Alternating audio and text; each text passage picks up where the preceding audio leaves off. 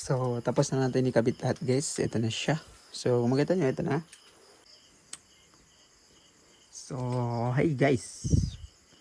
So, ngayon, gabi. Lalagyan na natin ng BMS at saka active balance. Yung battery binuo natin yung, yung last 2 weeks na yata yun. Last 2 weeks na yun guys. Kasi hindi tayo nakapagawa ng video kasi busy tayo. So, ito yung battery. So, ito yung mga gamit natin. Yung BMS at saka active balance natin guys to. Ito yung 24 volt na system. So, may nag-comment naman sa video natin yung last nagkaantay daw siya kung paano ikabit yung BMS niya at saka yung active balance. Paano yung tamang paglagay. Kasi dito guys sa paglagay ng BMS. Kasi pag nagkamali yung paglagay natin, baka masira yung active balance natin. So, may kamahalan na to. Saka ito. So, ngayon, ituturo natin sa kanya kasi nag-aantay daw siya. Kasi hindi tayo nakapag-upload yung nakaraan. Busy tayo. Marami tayong ginagawa. So, kung nagustuhan mo mga ganitong video, pakipindot mo na yung like and subscribe. Pakihita rin yung notification bell para updated ka sa ating mga video na ina-upload. So, ngayon, start na tayo guys. So, kung makita nyo, ito yung wire. Yung mga wire niya. Ito na. So, ayusin ko yung camera guys para makita nyo. Wala kasi kung kasamang nagbibideo. So, dito sa paggawa ng wire guys. Sa paggawa ng wire niya. So, kung makita nyo, nilagyan ko na silang terminal. Ito. Yung 10 amp. Ginamit ko. So, pwede din kayo mag-solder dito kung gusto nyo. Pero, kung hindi ka marunong mag-solder, pero ito kaya yung ginagawa ko. So, yung paglagay, yung block ng BMS at saka active balance, pagsamahin natin. Tapos, dito tayo simula. So, kung makita nito, so, yung first nilagay ko ng terminal, yung ito, yung color black. So, lalagyan natin. So, sa BMS, sa active balance, at saka sa BMS, yung color black, pagsabay natin to.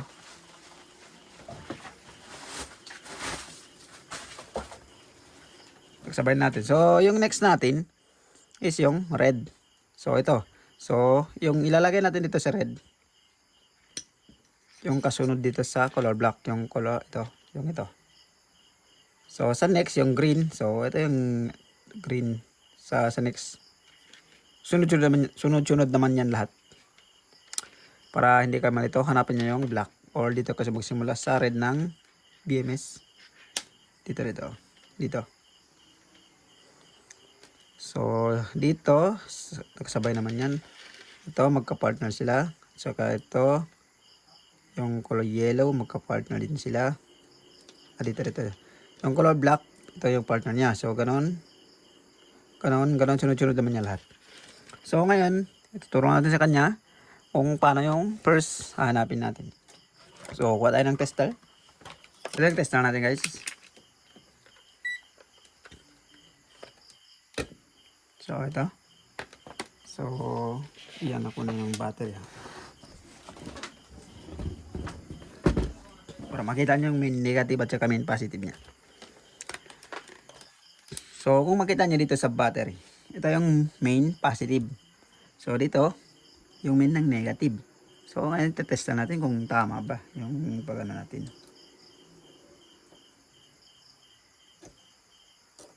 "24 volt. Ito yung 24 volt na battery pack na binuo natin. So, tingnan nyo sa tester kung tama ba. Ay, the hell. So, kung makita nyo,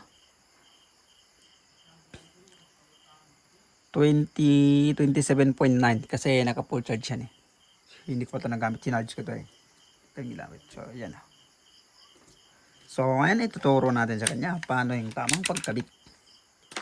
Tanong mo natin yan. So, ito naman natin to. So, ito yung kailangan natin.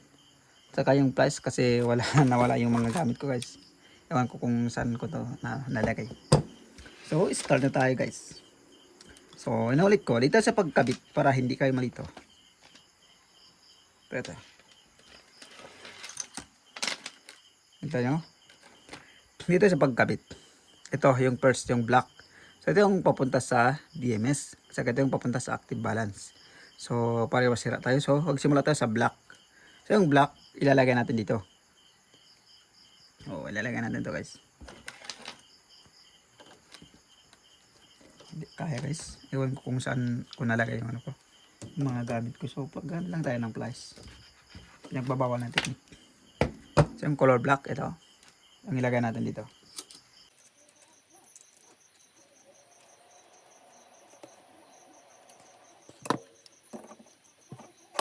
So ganun lang. So sa next sa black, ito. So dito naman tayo sa BMS.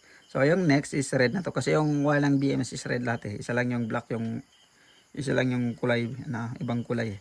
Yung negative lang. So lahat na yan black kasi red positive naman to. So yung next natin ito. Red at saka blue. Sky blue. So ilalagay natin dito sa kabila guys. Dito natin ilalagay. Problema talaga ito. Wala akong kasama nagbibideo. So dito natin ilalagay guys. Ito. Yung ito dito natin ilalagay. So tama natin to. Hirap tayo dito sa pagbideo eh. Kasi wala tayong kasama. So ito guys inyo makita. So dito natin ilagay. So yung first natin is ito. Dito natin ilagay. Ito.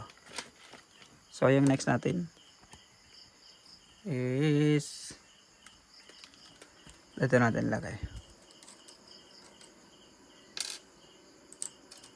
So sa paglagay ng BMS guys, sunod-sunod naman yung wall niya. Hindi kayo magkamali kung susundan nyo to. So ganun. So itetest naman natin yan mamaya kung may mali. Hindi natin tutuloy ikabit yung BMS. So ipakita ko sa inyo kung paano i-test mamaya. So continue tayo. So tapos na tayo dito. Ito. So yung next natin is yung kulay green. Yung kulay green. So ito yung kapalitan ng kulay green. Number 3 na siya guys. So number 3 din dito sa BMS. So nawala yung ilaw. Ay. Wala yung ilaw natin guys dito eh. Kasi kakainis kasi yung ilaw dito sa amin. Kaya nagbe-build talaga ako ng solar. So yung ginamit natin is ngayon eh, may backup tayo ng isang battery natin. So ito. Yan o. So nawala yung ilaw dito sa atin ngayon. So tutuloy natin to. Baka hindi abot ng battery. Baka hindi kaya ng battery natin. Kasi yung marami siyang dinadala eh. O dalawang ilaw. So tuloy tayo guys. So sa next natin guys. Maganda nyo to. So yung pinakita ko kanina. So number 3 na tayo dito. Color black is color black dito. So color sky blue is dito. So yung green ilagay natin dito. So sunod naman yan. So yung next natin doon naman sa kabila. Sa ganitong klase ng battery, ang pagbuo ng battery. Ito yung B2 battery. So ilagay natin to.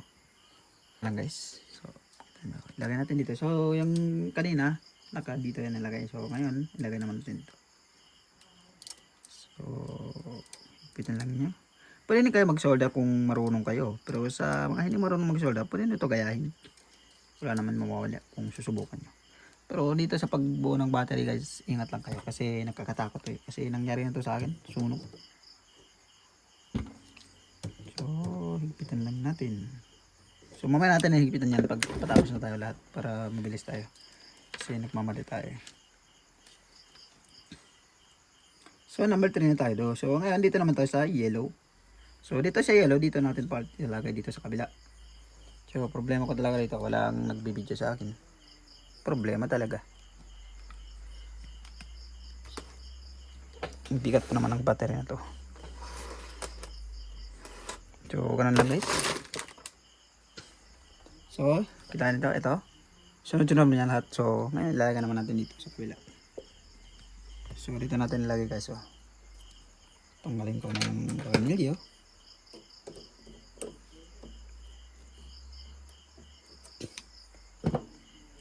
So ilagay natin dito, sunod-sunod naman yan lahat.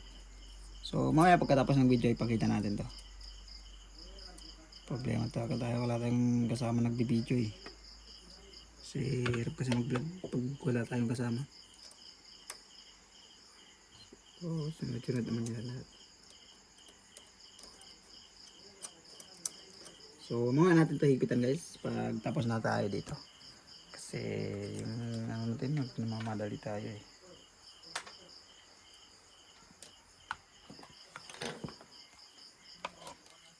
So, next na tayo guys. So, sa next natin, anong number na tayo? Dito tayo sa yellow na. Yellow na ba to? Oh, yellow na. Ito guys. Yellow na tayo guys. Ito. So, yung next natin, yung white. So, yung white ilalagay naman natin dito. So, ilalagay natin dito guys. So, ilalagay natin lahat para sa natin dito mamaya pagkatapos. Kasi itas pa naman natin baka may nagpabalik. So, mabilis natin malas. So, pag nagpita tayo, hindi mahirap na natin. So, nawala tayong kasama. So, ito na siya. So, ito yung next. So, 1, 2, 3, 4, 5. 5. So, ngayon yung sa blue naman tayo ulit. Ito yung pang 6. Maganda niya. 1, 2, 3, 4, 5, 6. So, sunod-sunod naman niya lahat. So, ilalagay natin dito sa kabila. Dito, sa kabila. Ilalagay na ito. Ilalagay na ito sa ano. So, dito natin ilagay guys. Ito. So, ito, kung makita nyo ito. Dito. So, ilagay natin dito.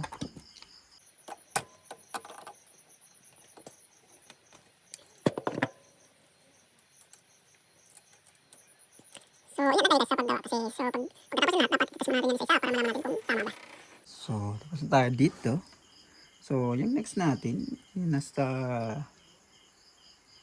1, 2, 3, 1, 2, 3, 4, 5, 6. So, sa 7 na tayo guys. 6 sa 7 na tayo. Kasi 8 is yung binuo natin. 7, 8, 9. Kasi 9 yung wall niya. Kasi 24 volt to eh. Kung 12 volt is 5 lang yung wall niya. So, yung next natin, ilalagay naman natin dito yung wall niya. Dito. So, dito naman tayo guys. So, yung ilagay natin yung last dito sa kabila. Dito. Doon sa kabila. So, yung next natin is dito na. So,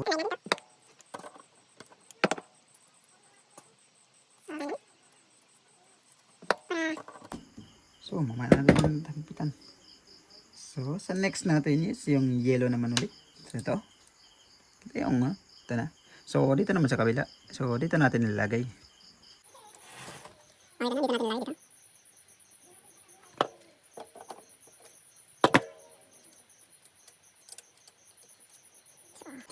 Siyempre, yung last, yung pang, ito yung pang 9 ito. Ito yung pang 8, yung last, ay yung 9. Kasi 9 yung wall niya. So, dito sa main negative yung 9. So, ilagay natin dito sa main negative.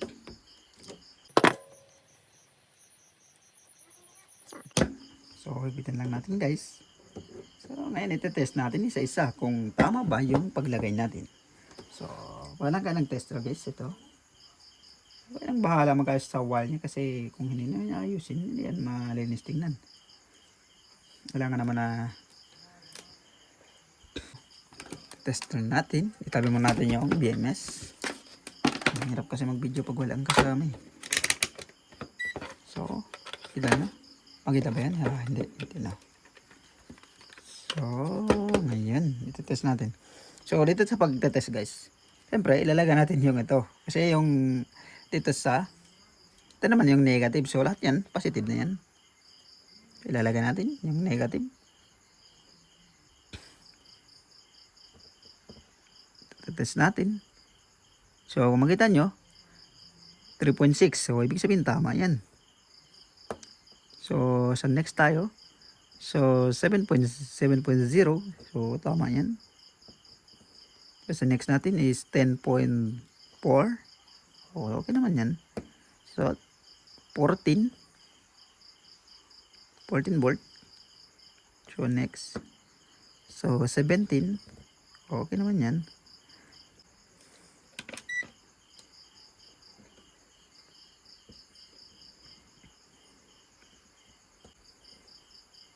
So, okay na siya. 24. So, ang last is 20.7. So, okay na ito. Wala tayong problema dito. So, tapos natin i-test guys lahat. So, ngayon, i-test na natin ito ng BMS natin. Active balance. So, ito try natin.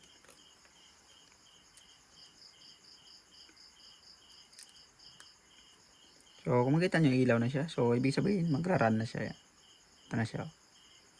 May nakaslot naman dun na run. So, okay na siya. So, sa next natin yung active balance.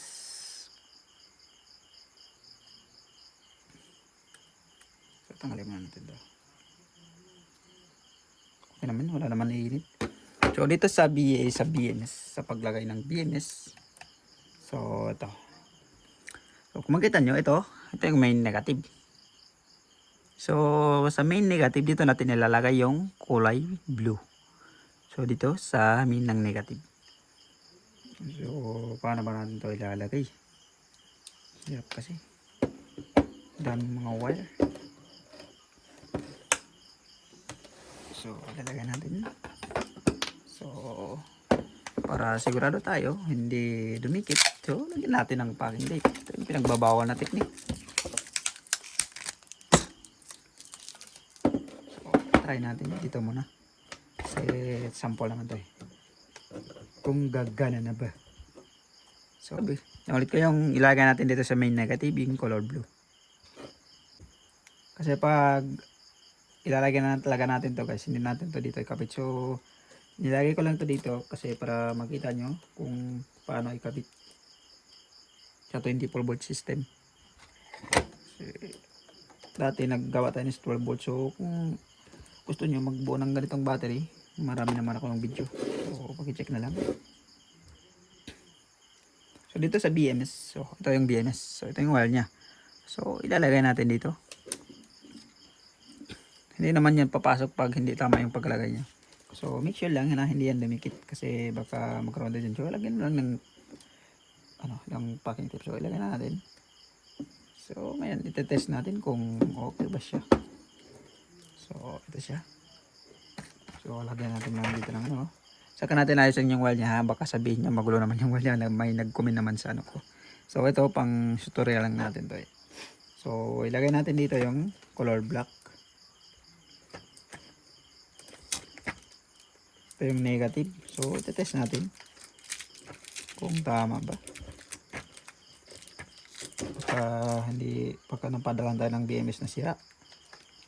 So makita nyo ito. So ilagay natin dito sa 200 para ma-read na yung 24 volt. Hindi niya ma-read. What happened? Anong nangyari?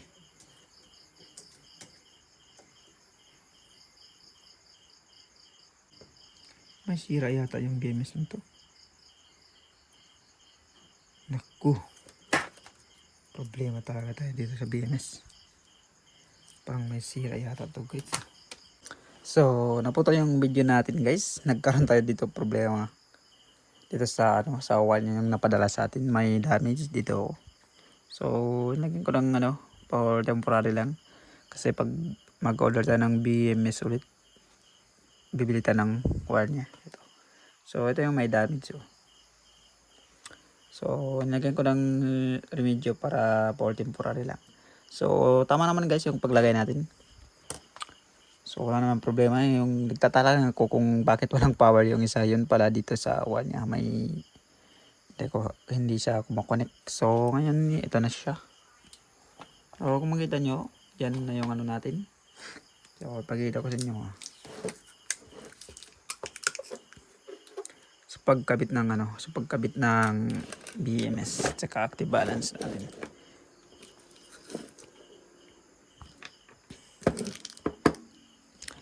So, dito guys, ito. So, kayo lang bahala mag-ayos kasi magulo pa yun, hindi ko pa naayos. So, yung first hanapin nyo, ito yung main positive. Ito yung main negative. So, sa pagkabit ng BMS, sunod-sunod naman yan. Ito yung dito sa BMS, ito yung negative. So, lahat positive. Naka-red lahat. So, narito kayo pag ganito yung mga wall. So, lalo na sa mga baguhan. Kasi yung nagsisimula pa nga ako, nasunukan din ako yan eh.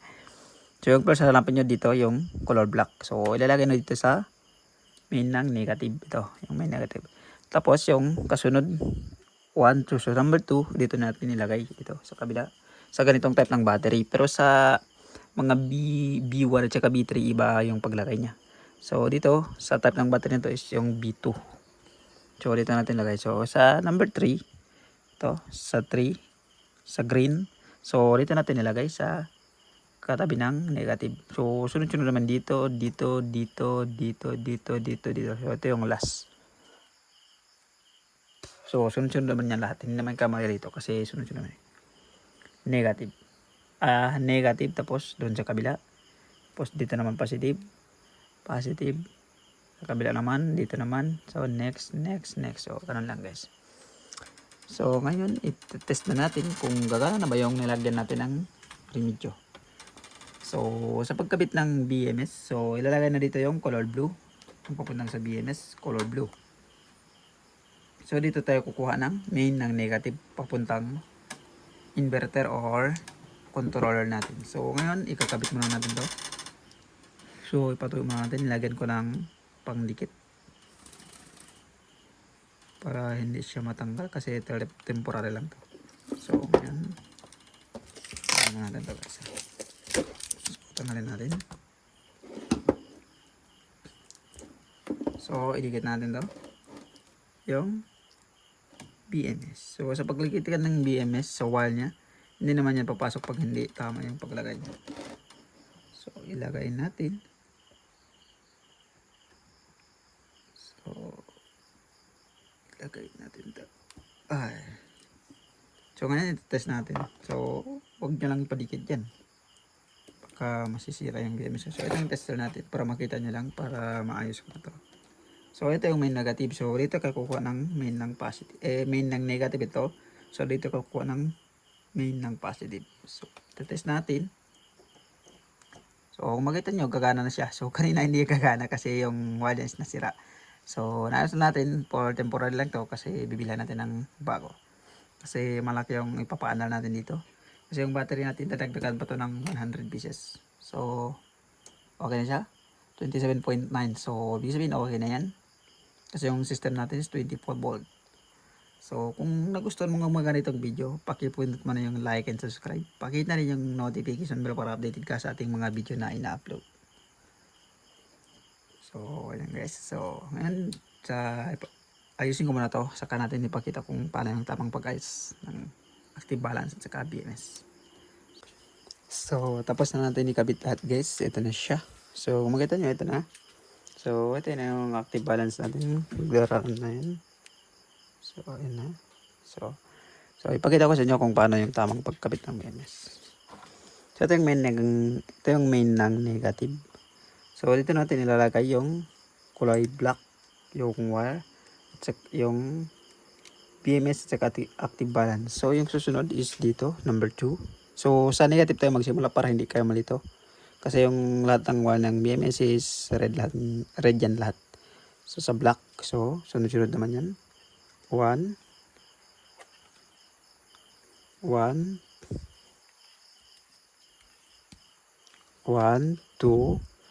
3, 4, 5, 6, 7, 8, 9. So ito yung last. So yung last sa main ng positive. So dito tayo kuha ng positive. So kayo lang bahala mag-ayos ng wire niya. So hindi pa natin naayos ang wire niya. So kasi tinetest pa natin. Nagka-problema tayo dito sa wire ng BMS. Ito. So inayos natin. So gamitin mo natin ito pang temporary. Kasi may sira yung ano niya guys. So dito tayo kuha ng papunta sa inverter at saka sa controller para ma-charge natin dito. Saka yung positive niya is dito.